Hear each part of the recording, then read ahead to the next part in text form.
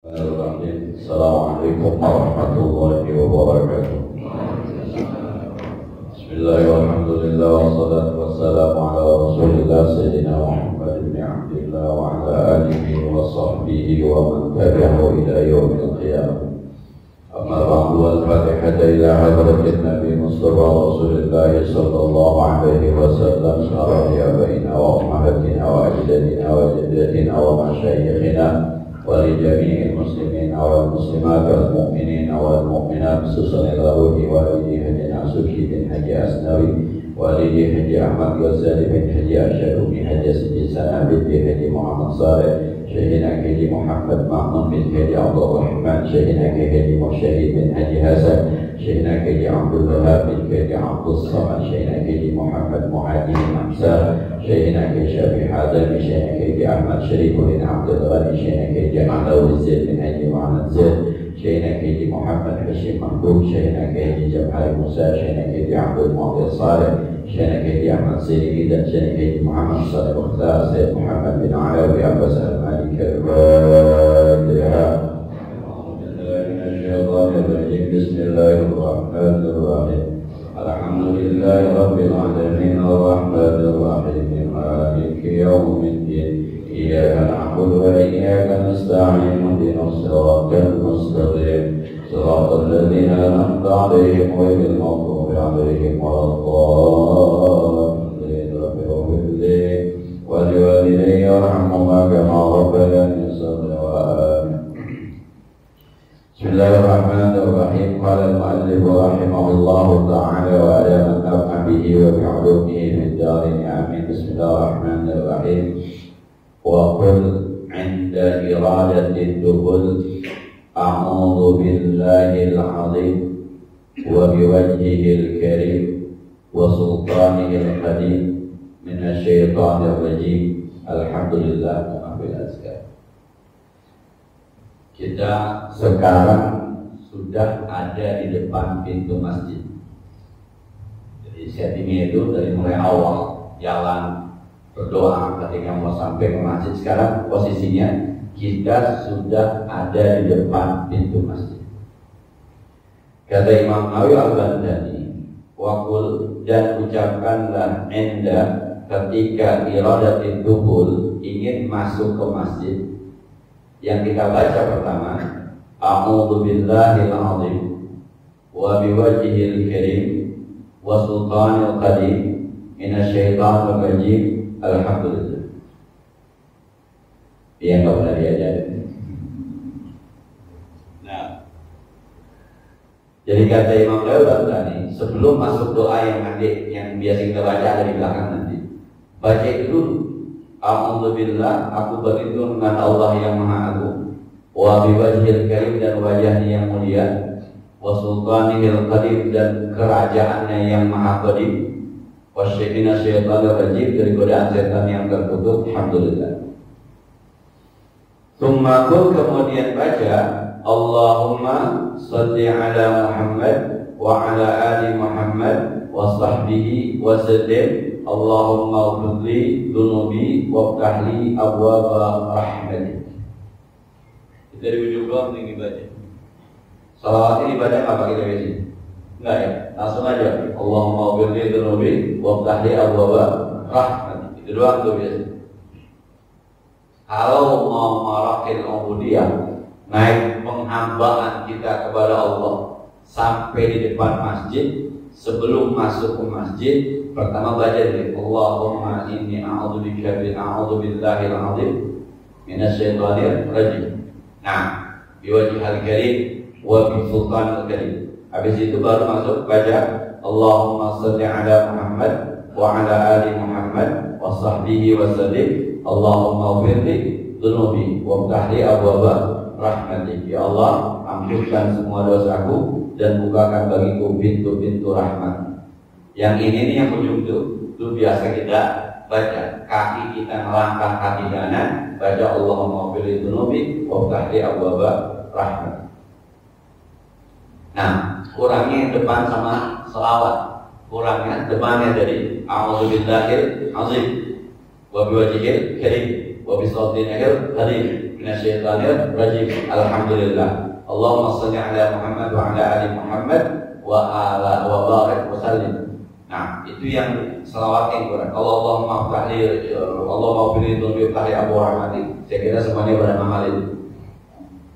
Dan ya kalau dia bilang, ya pantas kalau kita agak naik-naik itu penghambaan kita derajatnya, rasanya itu masuk masjid biasa-biasa aja, mungkin karena kurang syarat doanya, mungkin. Bahkan ada tambahan dari Imam Nawawi, tsumma qul bismillahi adkhul. Kemudian baca dengan nama Allah aku masuk.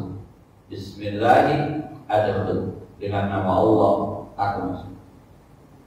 Berapa doanya itu? 4 ya. Doanya 4. Dari pertama berlindung kepada Allah dari godaan setan, kedua baca selawat, ketiga minta ampun dibukakan rahmat, keempat kita baca bismillahi adkhul. Dengan nama Allah saya masuk ke masjid ini. Nah,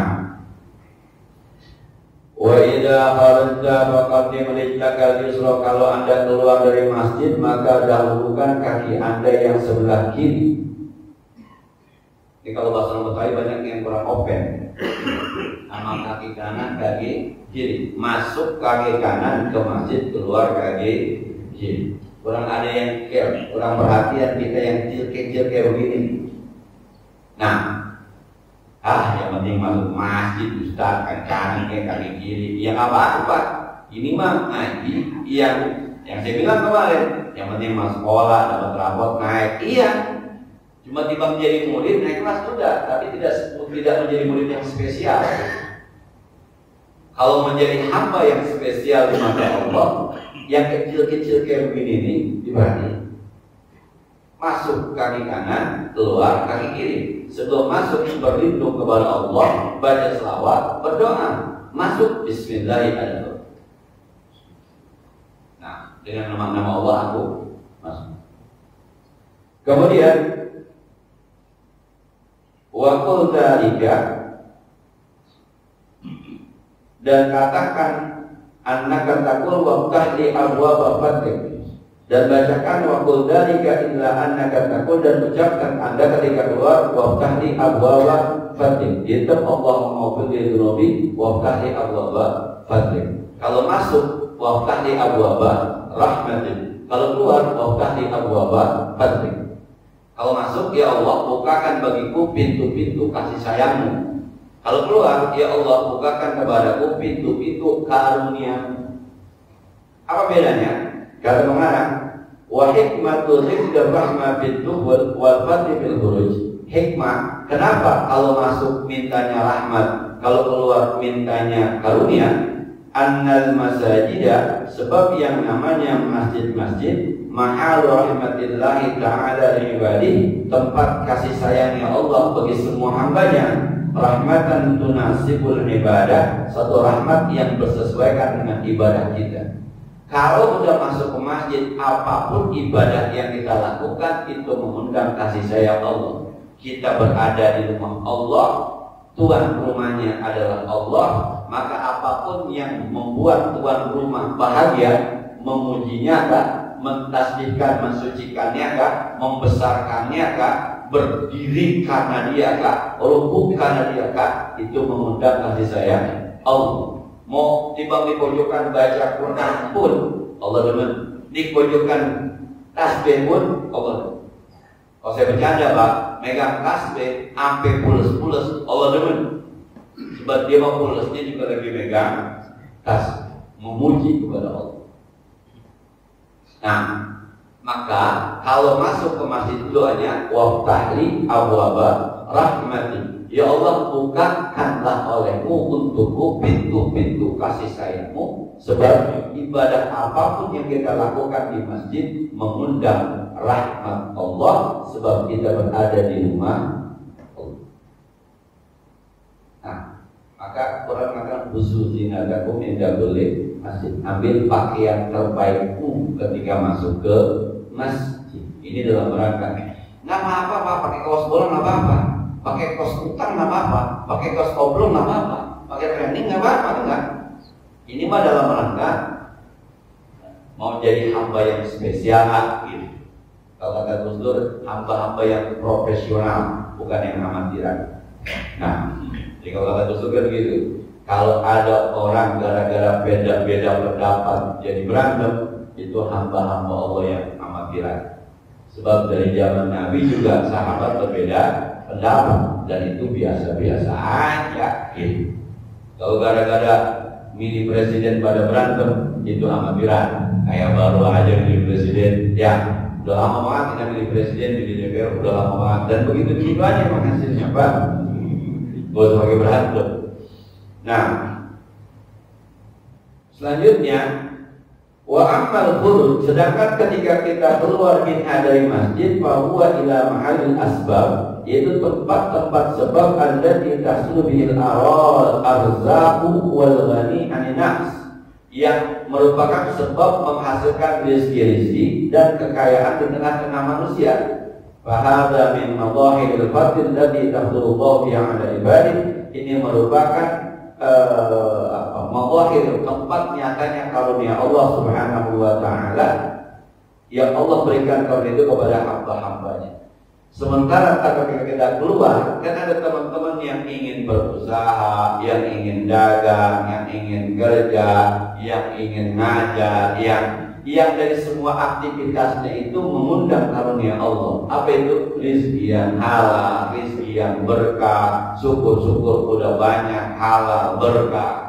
Makanya kalau keluar dari masjid itu, Allahumma ftahli abwaba fadlik, ya Allah bukakan kepadaku pintu-pintu karuniamu. Hati kita bilang, hati kita nih, ada hati kita nih mau dagang, hati kita nih mau kerja, hati kita nih mau berusaha, hati kita nih mau ngajak. Aktivitas apapun berharap ada karunia Allah. Setelah disayang sama Allah di masjid, habis disayang kita minta supaya efeknya nanti berpengaruh kepada karunia Allah di luar masjid. Luar biasa, filosofinya luar biasa. Cuma kan kadang-kadang mohon maaf, kita doa itu sekedar lewat gitu, nggak ada rasanya. Bapak ketika baca doa masuk masjid, Allahumma ftahli abwaaba rahmatik, apa rasanya? Iya, lewat mengumpulkan ilmu, karena emang itu doanya kayak gitu, begitu. Maka dia bilang kan, berdoa itu indah, tapi lebih indah itu hidup di dalam doa. Jadi ketika kita berdoa, hati kita tuh nempel, ini mengharap kasih sayang Allah. Maka ketika sholatnya dalam tanda petik biar benar, ketika zikirnya biar benar, ketika baca Qur'annya biar benar, sebab ini mengundang kasih sayang Allah. Yang nanti ketika kita keluar, abwaba fadlik, minta dimulakan pintu karunia. Dengan sayangnya Allah sama kita, kita berharap bahkan dipastikan Allah akan berikan karunia terbaik buat kita. Baru keluar masuk masjid doang gimana doanya. Maka ada ulama yang kalau berdoa gak panjang, sebab bukan soal panjang pendeknya, tapi soal rasanya kita terhadap doa. Nah, kama apa Ibnu Hajar, pendapat ini disampaikan oleh Syekh Ibnu Hajar. Wa mahma, dan kapan-kapan ra'aita bil masjid, Anda melihat di masjid, man yabi'u aw yabda'u, ada orang bertransaksi jual beli. Di dalam masjid ada yang lagi dagang minyak, ada yang lagi dagang kain, ada yang lagi dagang koko. Nah, ya apalagi sih dagang kursi DPRD. Kalau di masjid ngelihat ada orang bertransaksi jual beli, kata Imam Ghazali, fakul bilang aja, la arbahallahu tijarataka, Allah tidak akan memberikan keuntungan terhadap jual beli. Karena masjid nanti ada dibangun bukan untuk berjual beli. Jual beli kan di luar. Abwaba fadlik itu di luar. Kalau di dalam abwaba rahmatik, jangan jualan kain di dalam masjid, bagiin kain. Jangan jualan minyak wangi di masjid, bagiin minyak wangi dalam rangka mengundang rahmat Allah. Dagang juga perintah Ustaz, iya entah di luar masjid. Nah,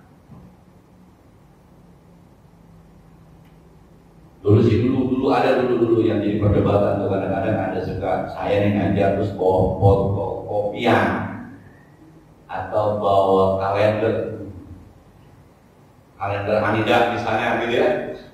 Itu kan nanti infaknya 50.000, jual kalender apa atau per itu. Atau ada fotokopian 2 lembar itu infaknya 5.000. Sebenarnya jual fotokopian atau ada diperdebatkan. Ya, pokoknya di masjid jangan jual, di masjid jangan ada transaksi. Kalau ada yang begitu, kita bilang semoga Allah tidak memberikan keuntungan kepada. Gak usah di depan mukanya, Pak. Ambil jalan aja, kita gak usah di depan mukanya, Bang. Daud pengabang ini. Itu kalau saya doain, saya sumpahin, Pak. Emang ini ada hadisnya di Bulughul Maram, ada nih hadisnya, hadis ini. Jadi kalau di masjid jangan jual, jangan kita gitu. Jadi kalau ada yang mau bisnis ngomong bisnis teman, tidak kuat dulu. Keluar aja dulu.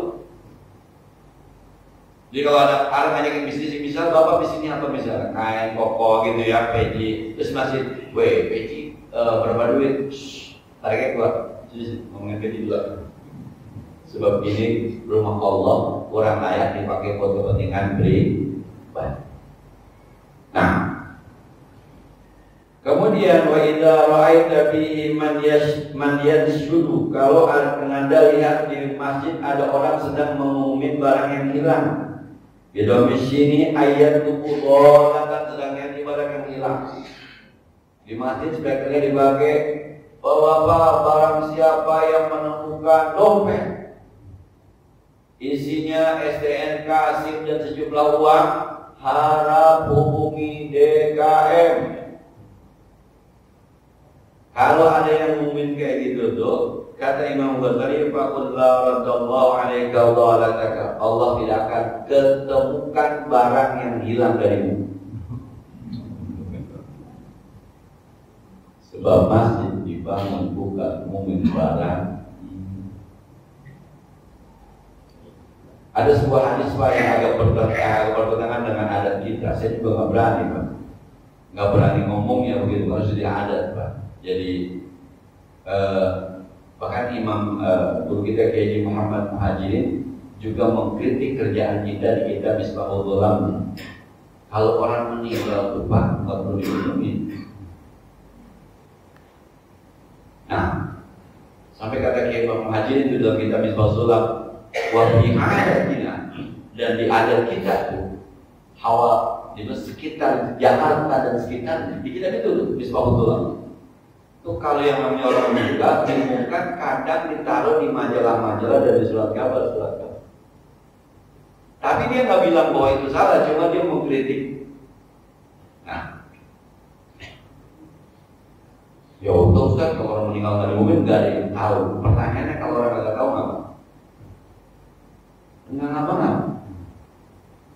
Mohon maaf, saya meninggal, kemudian bapak-bapak kagak tahu, saya dikuburin, apa masalah? Nggak ngapa-ngapa. Nah iya, nanti kan pas tahu, oh udah meninggal ya Allah, ya kita baca doa, nama aja. Nah, cuma yang kagak ada bapak-bapak yang ngasih cerita, dia saya buang masa yang dikhawatirkan itu tuh. Jadi ngumumin itu bukan tujuannya supaya doa tadi, yang kita khawatirkan tujuannya lebih kepada dunia. Tapi pas saya berani ngomong gini doang Pak, tapi yang namanya jadi begini hukum Ustaz, wallahu a'lam. Sebab ada udah kadang-kadang memang dalam sebuah hukum itu sekali saya ulang, ada sebuah hukum namanya istihsan. Istihsan itu kadang-kadang menjungkir balikan hukum yang sudah ada. Hukum yang sudah ada, kemudian nggak bisa dipakai karena bertentangan dengan adat istiadat disebut dengan istihsan. Misal sampai saat ini sebenarnya nikah di bawah tangan itu sah apa kagak nih? Nikah di bawah tangan itu sah apa kagak? yang kagak pakai KUA. Sementara Undang-Undang Nomor 1 Tahun 74 yang dirubah menjadi Undang-Undang Nomor 1 Tahun 2009 mengatakan bahwa pernikahan dinyatakan sah kalau dicatat oleh KUA kecamatan setempat. Begitu. Ayatnya atiullah wa atiur rasulullah ulil amri minkum. Di mana itu? Taat kamu kepada Allah, taat kamu kepada Rasul dan ulil amri dan pemerintah. Nah, kritikan siapa dulu ya, saya lupa, Profesor Dr. siapa kalau nggak salah. Anda haji mau diurus oleh negara. Emang apa nikah harus diri-diri aja? Ini kan urusan agama, gak usah pakai negara, gak usah campur. Haji Anda mau diurus. Rupanya yang banyak nikah di kota kan kiai, Pak. Jadi sah. Bahasanya sah secara agama, tidak sah secara negara, kan gitu. Maka dalam bahasa mazhab Maliki namanya maslahah mursalah. Sebuah syarat yang tidak ada dalam agama boleh dipersyaratkan karena sesuatu. Misal percetakan mata uang di Indonesia rupiah. Ada ini dari sunnah? Nggak ada. Paspor dari mana? KTP dari mana? Mana dalilnya bikin KTP?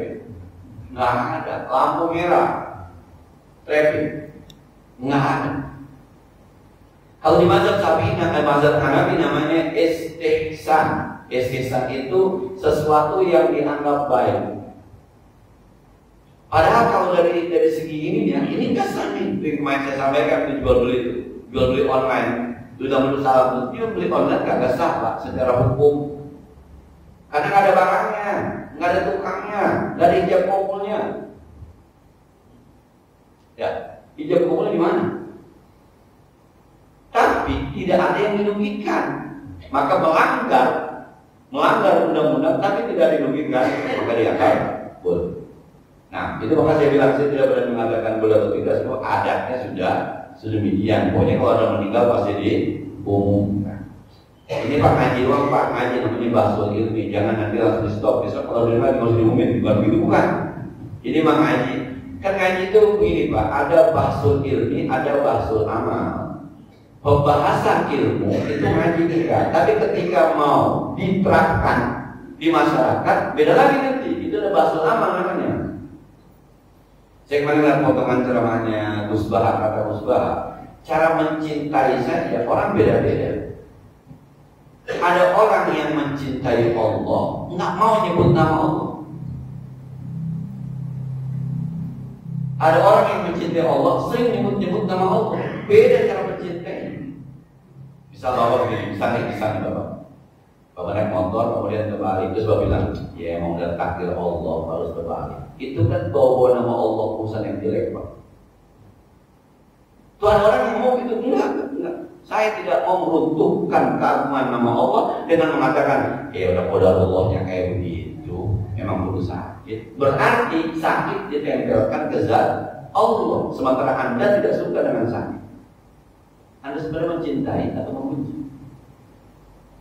Tapi ada orang yang dikit-dikit Allah, saking mencintai, itu bedanya. Maka beda-beda memang.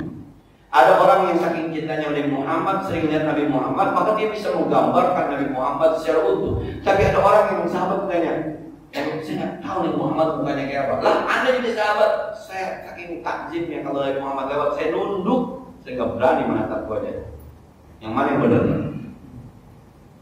Ada guru kan kalau di pesantren ada guru pada nunduk, pesantren Jawa, pesantren Jakarta nggak aja. Sampai dia bilang, Anda tinggal di kampung sama tetangga nanya mau kemana atau tidak nanya itu tidak sopan, harus nanya. Kalau di kampung, kalau di Jakarta nanya mau kemana, kepo namanya. Kan beda. Nah, itu tuh hal-hal semacam itu. Jadi ketika diumumkan atau tidak diumumkan itu nanti berbentur dengan al-adat muhakkam. Adat itu adalah sebuah kepastian hukum. Dapat? Kita kembali. Jadi kalau ini ada kemana hadis ya, ada orang dagang, ada orang mengumumi. Orang dagang bilang Allah tidak akan memberikan keuntungan kepada kita. Ada mengumumi, siapa yang menemukan Allah tidak akan mengembalikan dompetnya. Nah, andai kembali dompetnya doang, duitnya SNK-nya sini hilang semuanya. Yang penting isinya pada dompet apa? Isinya. Sebab saya pernah kehilangan dompet begitu, hilang, wah hilang dompet sebelum maghrib itu waktu kuliah. Nah, itu yang saya berasa doa saya dikabulkan itu maghrib sembahyang saya berdoa minta saya Maha Kuasa dompet saya dipulang. Pulang Pak, SNK SIM pulang, duitnya nggak ada. Hilang semua, bersih itu jadi doang. Nah, kemudian kama ruwiya an Abi Hurairah radhiyallahu anhu anna Rasulullah sallallahu alaihi wasallam qala sebagaimana diriwayatkan Nabi sallallahu alaihi wasallam bersabda, "Idza ra'aitum," kalau kamu melihat, "mayyabi'u aw yabda'u," ada orang berjual beli fil masjid di masjid, faqul ucapkanlah, "La arbahallahu tijarataka," Allah tidak akan memberikan keuntungan kepada jual belimu. Wa idza ra'aitum man yanshuddu fihi dharatan, kalau kau melihat ada orang sedang mengumumkan barang hilang di masjid, faqulu maka katakanlah, la raddahallahu alaika, Allah tidak akan mengembalikan barang hilangmu. Ada hadisnya. Maka kalau kita lakukan ini di baru lagi berantem ya, berantem. Nah, kenapa sekali lagi ya? Ini rumah Allah. Intinya begini Pak, intinya bukan soal itunya, intinya bahwa penghormatan kita terhadap Allah, terhadap rumah Allah, dan keinginan kita mendapatkan kasih sayang Allah semestinya sudah menanggalkan kepentingan dunia kita. Kira-kira begitu kira-kira. Jadi kalau udah di masjid ini jangan lagi ada ini rumah Allah, berhadapan dengan Allah, mengharapkan rahmat Allah. Sudah, jangan ada lagi kepentingan dunia, jual beli kah, nyari barang hilang kah, janjian kondangan jam berapa kah, mau ke puncak entar lewat mana kah, entar di luar kita ngomongin. Ini urusan kita dengan Allah, di rumah Allah, berhadapan dengan Allah, berharap dengan rahmat Allah. Ini. Nah, kalau ibarat sholat kan nggak lama gitu. Sholat isya misalnya, isya sekarang kan jam 7:30 kurang 4 menit kan, kalau 7:30 tidak datang jam berapa? Jam 7? Enggak kayaknya kan? Tidak datang pas orang azan 7:30. Taruh komatnya jam 8 kurang 15. Lalu sholatnya dan zikirnya 15 menit. Kan cuma setengah sampai 45 menit doang. Tidak ada urusan sama dunia. Kadang-kadang ada di temennya, sayang, lu katanya buka usaha baru. Alhamdulillah. Apaan? Kali kita bisa kerja sama. Ada aja tuh yang temenin kadang-kadang. Dan wa anhu aidan qala, Abu Hurairah meriwayatkan kalau Rasulullah sallallahu alaihi wasallam bersabda, "Man sami'a rajulan," siapa orang yang mendengar seseorang yang syuddu dhalatan, mengumumkan barang yang hilang di masjid falyaqul, maka ucapkanlah, la raddahallahu alaika fa innal masajida lam tubna lihada. Katakanlah bahwa Allah tidak akan mengembalikan barangmu kepadamu. Kenapa? Sebab masjid dibangun bukan untuk itu. Masjid ini dibangun menjadi rumah Allah, untuk bertemu Allah, mengharapkan rahmat Allah, kasih sayang Allah dengan ibadah-ibadah kita. Bukan untuk itu, bukan untuk dagang. Kalau bicara tentang bagaimana ekonomi Islam, bagaimana perang, itu kan bukan dagang itu, itu ngaji, thalabul ilmi, babnya bab muamalah. Ngatur strategi supaya masyarakat itu belajar, namanya ilmu di masjid, bukan urusan dunia. Tidak semata-mata ada pelajaran di situ, ada ilmu. Jadi kalau ngaji ini Pak jangan nanya, itu gimana Ustaz yang dagang di emperan masjid? Bukan itu intinya, bukan di situ intinya. Kalau ngaji fikih iya di situ intinya. Tapi kalau ngaji ini bukan di situ intinya. Intinya adalah hilangkan kepentingan dunia kita ketika berhadapan dengan Allah di rumah Allah. Kan kalau bahasa Betawinya, lu udah di rumah Allah masih nyari kepentingan dunia, heran mau kira-kira gitu. Udah di rumah Allah, dijamu dengan Allah, disiapkan rahmat kasih sayang Allah, masih ngomongin mobil, masih ngomongin bisnis. Di warteg lu ngomongin bisnis, Di restoran tuh ngomongin bisnis, di lapangan bola ngomongin bisnis, hidup di masjid masih ngomongin bisnis saja. Kira-kira gitu tuh kira-kira Pak. Kalau ngaji fikih, iya kita bahas ada bahasa bagaimana, kalau di emperan masjid bagaimana, kalau di lapangan masjid bagaimana, kalau cuma janjian doang itu fikih. Tapi kalau ngaji ini bukan di situ Pak, bukan di situ. Bukan ngomongin orang lain itu bukan, tapi kembali ke hati kita. Anda berada di rumah Allah, berhadapan dengan Allah, kurang layak kayaknya Anda cuekin Allah gara-gara ngomongin bisnis. Dan kita main ke rumah teman-teman kita cuekin ngomong yang lain, justru urusan pribadi kata teman lu mau ngapain kemarin. Ini yang sering terjadi Pak, nengokin orang sakit bukan ngomong sama yang sakit, ngomong teman-teman turu-turu ya, nengokin malah ngomongan ada urusan sama yang sakit, udah pegel banget yang sakit. Nah, maka kan kalau nengokin orang sakit katanya jangan lama, jangan ditanya sakitnya apa, khawatir kita kaget ketika dia bilang, kaget muka kita, kaget dia makin down. Sakit apa lu? Katanya kanker. Ya Allah. Itu kata ya Allah bikin dia pingsan ini. Nah, yang udah-udah mah itu tuh. Katanya si gua jantung, subhanallah jantung. Jangan ditanya Pak. Kalau dia cerita, udah bohong-bohong dikit nggak apa-apa.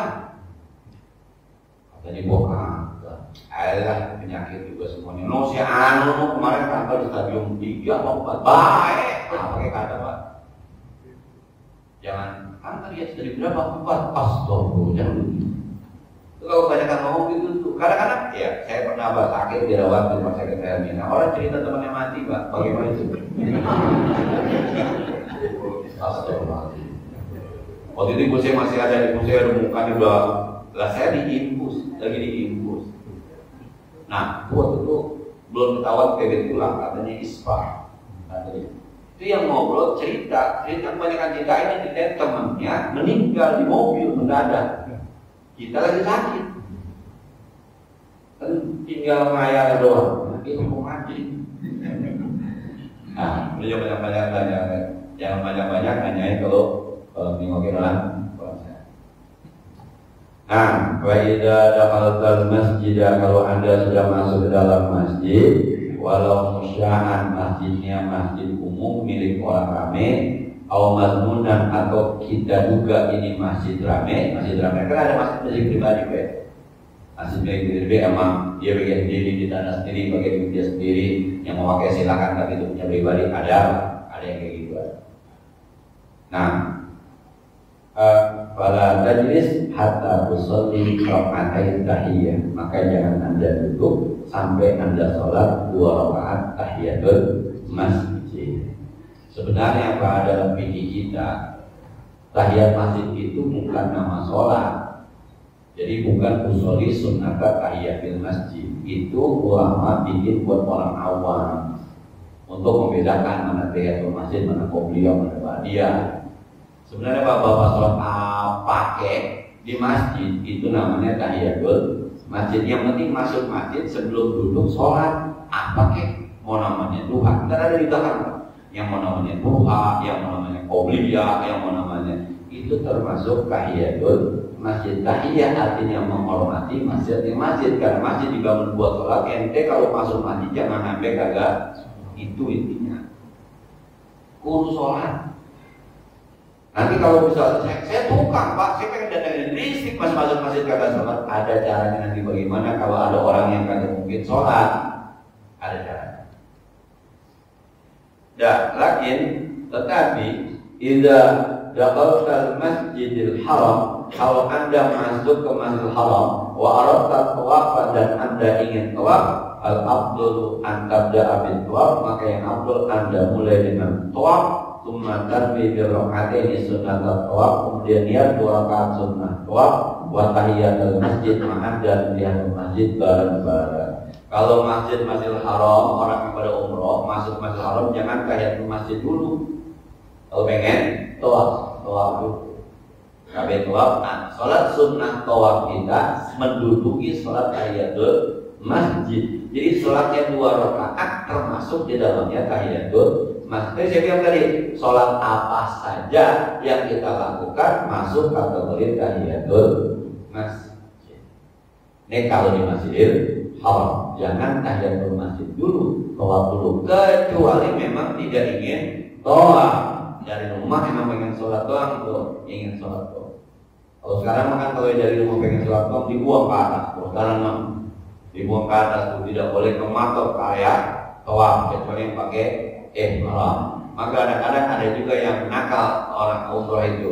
Jadi dia kagak ihram tapi dia pakai pakaian, dia nggak umroh tapi dia pakai pakaian ihram supaya sholatnya bisa di depan Ka'bah, bisa tawaf sunat di Ka'bah. Ada yang begitu. Saya tanya, Ustaz, itu termasuk bohong apa kagak? Bohong, yang ngerjain Pak bukan orang sembarangan Pak. Yang kita anggap kiai Ustaz juga pada ngerjain, terutama ketika mau tawaf wada. Mau tawaf wada itu kan nggak boleh di bawah, maka dia tawaf wadanya harusnya di atas, putarannya makin jauh. Maka pakai pakaian ihram, tapi tetap pakai tanah kolor Pak. Kenapa? Sebab memang dia tidak umroh pakai pakaian ihram supaya bisa masuk ke wadatan di situ. Bohong nggak tuh Pak? Terserah bapak lah. Nakal aja kali ya, nakal ya, nggak bohong nakal ya.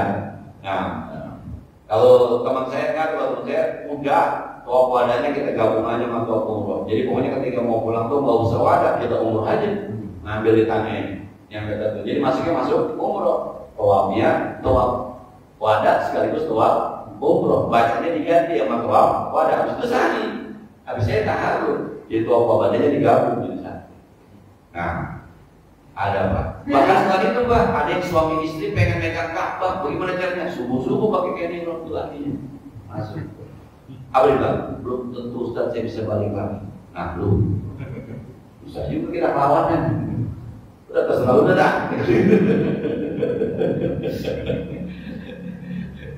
Sebab ada ya sekali lagi deh, ini bukan permainan orang awam.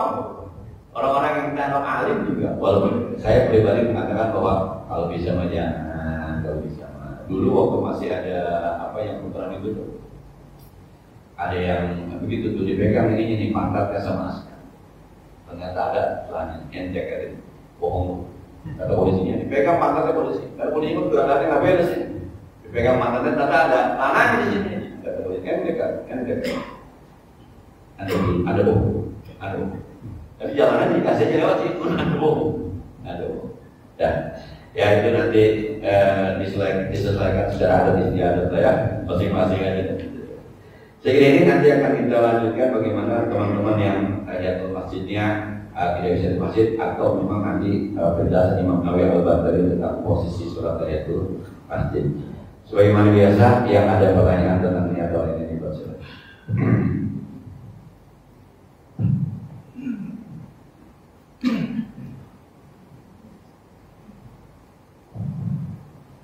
Assalamualaikum warahmatullahi wabarakatuh. Assalamualaikum warahmatullahi wabarakatuh.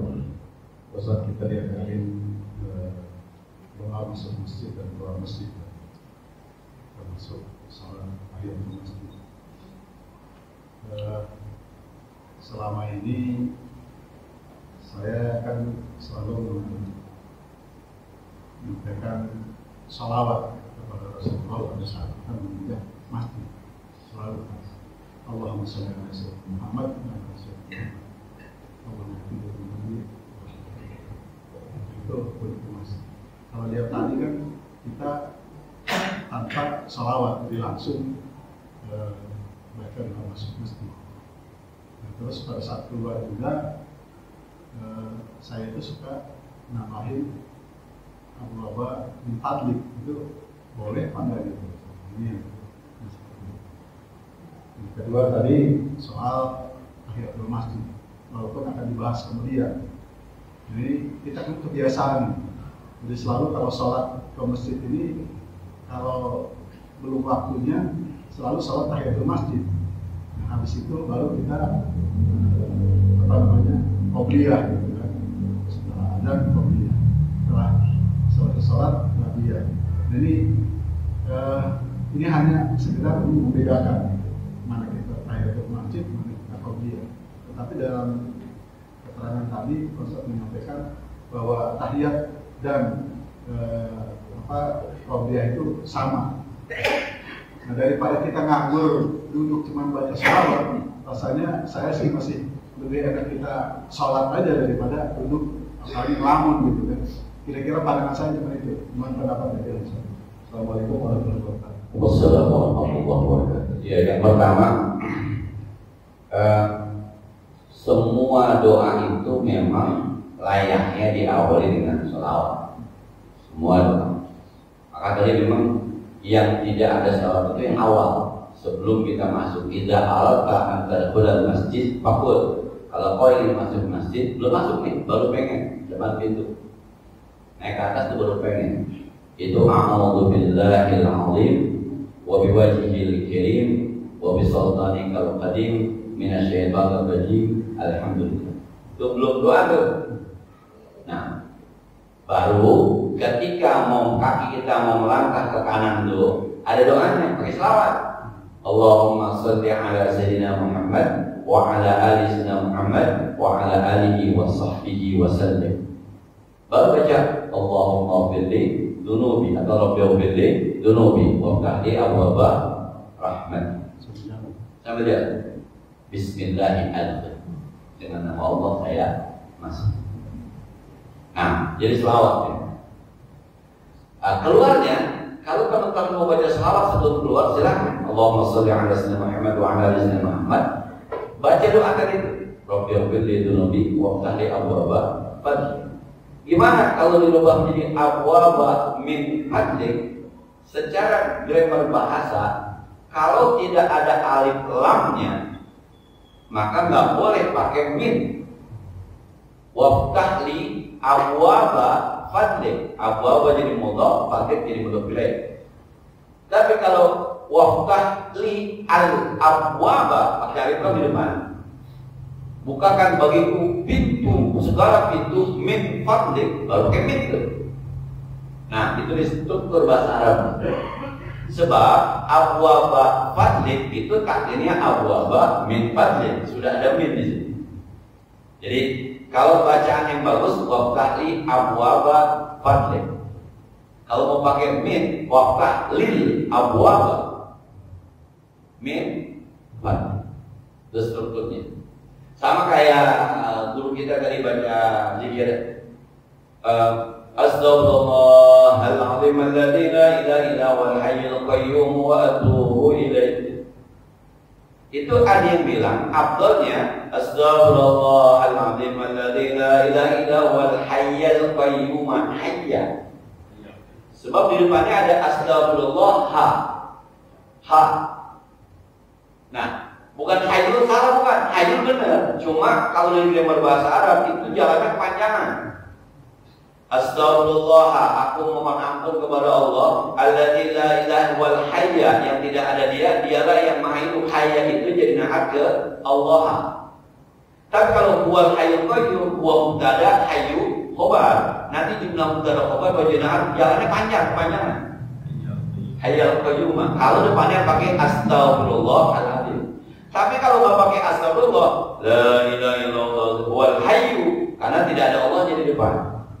Bukan salah nih, cuma kepanjangan. Sama tadi, abwaba min fadli bukan salah, cuma mestinya ada alif lamnya. Rabbi firli wa tahlil abwaba min fadli. Tapi kalau tidak ada alif lamnya, wa tahli abwaba fadli.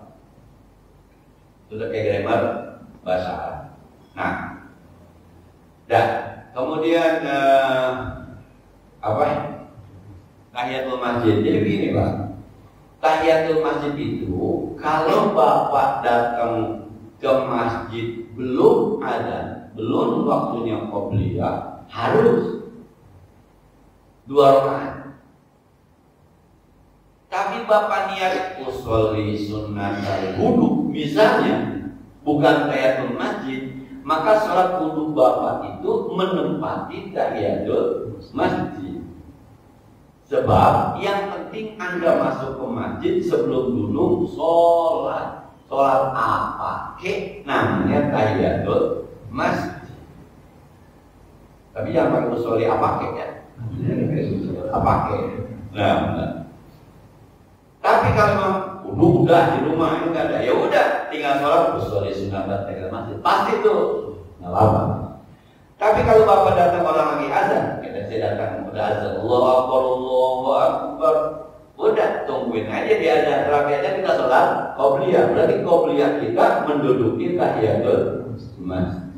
Bahkan nanti ada kita datang orang udah qomat, maka sholat subuh kita berjamaah menduduki tahiyatul masjid. Karena kita datang ke masjid, sholat itulah yang disebut dengan penghormatan terhadap masjid. Ya. Begitu. Nah, ada cukup ya, udah mau pada berangkat. Saya tidak mau sudah siap-siap berbakaran. Al-Fatihah. Bismillahirrahmanirrahim. Alhamdulillahirabbil alamin arrahmanir rahim maliki yaumiddin. Iyyaka na'budu wa iyyaka nasta'in ihdinas siratal mustaqim siratal ladzina an'amta 'alaihim ghairil maghdubi 'alaihim waladdallin. Shalli wa sallim wa barik ala sayyidina Muhammad wa ala ali sayyidina Muhammad. Allahumma anfa'na bima 'allamtana wa zidna 'ilman yanfa'una rabbana zidna 'ilman nafi'an wa fahman sa'iba wa lisanan dhakiran wa qalban shakiran. Allahumma inna min la yanfa'u min la yashfa'u min ju'in la yashfa'u min du'in la yasma'. A'udzu bika min hawla'il ardh. Sallallahu alaihi wa sallam Muhammadin wa ala alihi wa sallam. Alhamdulillahi rabbil alamin. Assalamu alaikum